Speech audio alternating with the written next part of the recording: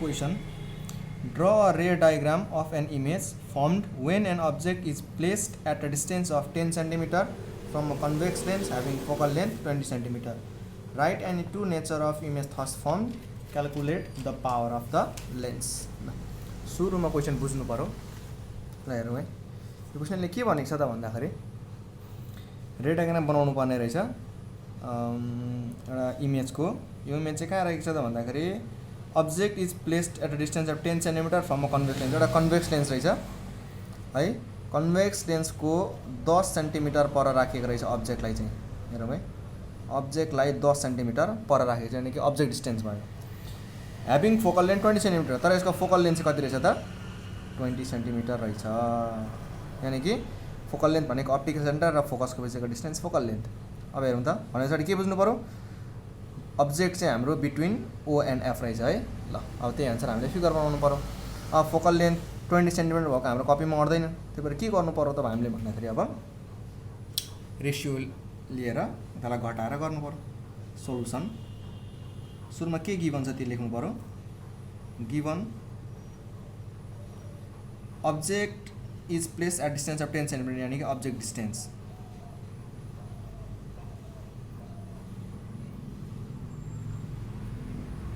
object distance u equals to 10 cm अनि focal length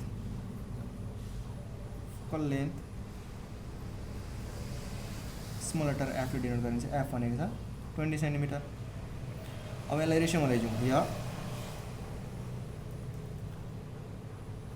u is to f equals 10 cm is to 20 cm यानी कि यसलाई रेशियोमा लगाएर काट्यो भने आउँछ 1 cm is to 2 cm हेरौँ त यसको मतलब के बुझ्नु पर्यो यदि फोकल लेन्थ 2 cm हुन्छ भने अब्जेक्ट कतिमा राख्नु पर्यो 1 cm मा ल अब 1 cm 2 cm त बनाउन सकिन्छ ल त्यही आधारमा अब फिगर बनाऊ है कसरी बनाउनु त भन्दाखेरि के गर्ने सिम्पली सिधा लाइन तान्ने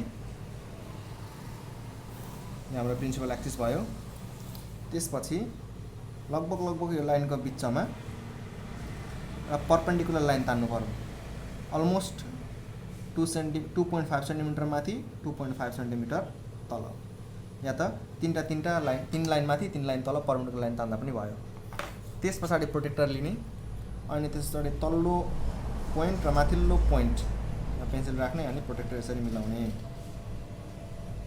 तल्लो पोइन्ट माथिल्लो पोइन्ट अनि लाइन तान्दिने बस अर्को साइडमा पनि सेम प्रोसेस माथिल्लो पोइन्ट पर्ने गरी ठ्याक्कै म्यानेज गर्ने तल्लो पोइन्टमा पर्ने गरे पनि ठ्याक्कै म्यानेज गर्ने अनि त्यस पछाडि प्रोटेक्टरले तान्ने कन्भेक्स लेन्स रेडी भयो यो बिचको पोइन्ट भनेको हाम्रो अप्टिकल सेन्टर अब क्वेसनले के भनेको छ त भन्दाखेरि खासमा हाम्रो फोकल लेन्थ चाहिँ 20 cm हो तर 20 cm यहाँ त अट्दैन त्यही भएर अब रेसियोमा निकाल्दाखेरि 2 cm भयो फोकल लेन्थ ठ्याक्कै 2 cm बनाएको 1 cm 2 cm यहाँ भयो हाम्रो फोकस अब्जेक्ट कतिमा छ 1 cm मा भने चाहिँ हाम्रो अब्जेक्ट राख्नु पर्यो यहाँ राख्नु पर्यो अब्जेक्ट पनि बनाइदिइहाले यो भयो हाम्रो अब्जेक्ट यो भयो फोकस एफ अप्टिकल सेन्टरबाट लेफ्ट ह्यान्ड साइडतिर फोकस 2 cm को हुन्छ भने राइट ह्यान्ड साइडमा पनि त्यति नै हुन्छ ठ्याक्कै 2 cm को यो भयो फोकस अब के गर्नु पर्यो रे डायग्राम बनाउनु पर्यो फर्स्ट रुल अब्जेक्टको ठ्याक्कै टुप्पोबाट एउटा प्यारलल रे अफ लाइट लाने यो प्यारलल रे अफ लाइट केबाट पास हुन्छ यो प्यारलल रे अफ इन्सिडेन्ट प्यारलल रे अफ लाइट चाहिँ कन्भेक्स लेन्सबाट पास हुँदाखेरि फोकसबाट पास हुन्छ यसो गरेर ओके ठ्याक्कै फोकसबाट पास भयो सेकेन्ड ठ्याक्कै अघि प्यारलल रे अफ लाइट जुन पोइन्टबाट ओरिजिनेट गरेको थियो त्यही पोइन्टबाट अब केबाट पास गराउनु पर्यो अब पास गराउनु पर्यो अप्टिकल सेन्टरबाट यसरी अप्टिकल सेन्टरबाट पास गराउने यो अर्को रुल्स हो यदि रे अफ लाइट चाहिँ अप्टिकल सेन्टरबाट पास भयो भने चाहिँ त्यो चाहिँ रिफ्र्याक्ट नभइकन बेन्ड नभइकन चाहिँ सिधा रिफ्र्याक्ट हुन्छ अब हेर त यो रे अफ लाइट यता बढाउँदै जाने हो भने त कहीँ पनि भेट हुँदैन भनेपछि इमेजै फर्म नहुने भयो यता फर्म हुँदैन भने हामीले पछाडिपट्टि लाने। ल पछाडिपट्टि अब लैजाउँ त भेट हुन्छ कि हुँदैन। पछाडिपट्टि डट डट लाइनले यताबाट एक्चुअली रे अफ लाइट चाहिँ जाँदैन, तर पनि अर्को साइड भेट नभएको कारणले गर्दाखेरि चाहिँ यतापट्टि बनाइदिनु पर्यो। ल त ठ्याक्कै यहाँ भेट भएछ है भनेपछि हेर त। अब जहाँ भेट हुन्छ त्यहाँदेखि प्रिन्सिपल फोकससम्ममा एउटा लाइन तानिदिने। यो भयो इमेज। यो AB object, A dash B dash image हेर्दा यतापट्टि रिफ्र्याक्ट भएको हो, तर ओरिजिनल्ली रिफ्र्याक्ट भएको साइडतिर चाहिँ भेट भएन है, अर्को साइडतिर भेट भयो।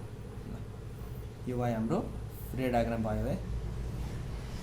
अब के भनेको छ त भन्दाखेरि write any two nature of image thus found. ल अब नेचर लेखौँ। नेचर अफ इमेज फिगर लेखिदिउँ, फिगरको नेम लेखिदिउँ। फिगरको नेम के भयो त भन्दाखेरि ray diagram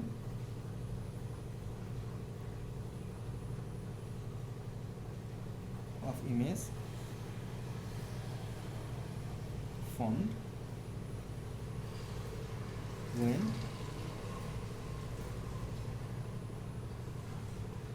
object is placed between optical center and focus। ल अब के लेख्नु पर्ने छ? अब लेख्नु पर्ने छ write any two nature of image. Natures of image लेखौँ। टू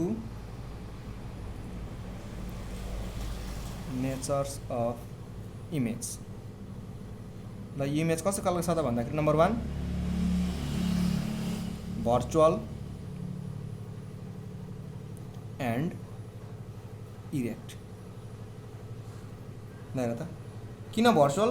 किनकि ओरिजिनल रे अफ लाइट, ओरिजिनल रिफ्र्याक्टेड रे अफ लाइटको सट्टामा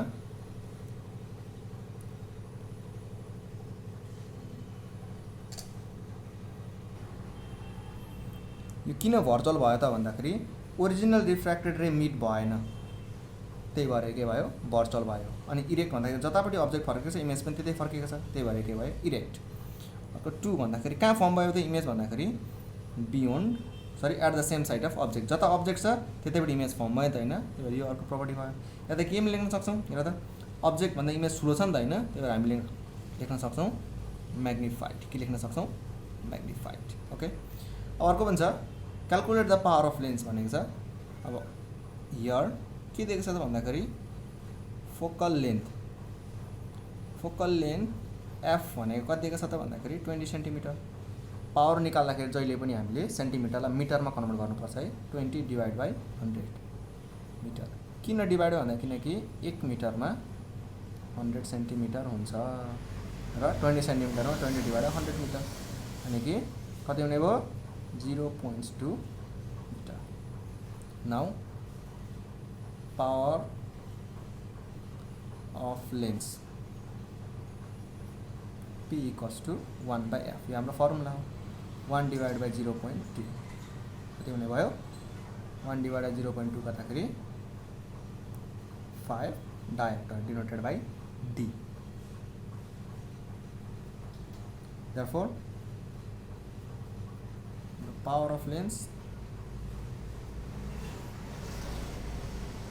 is 5 diopter।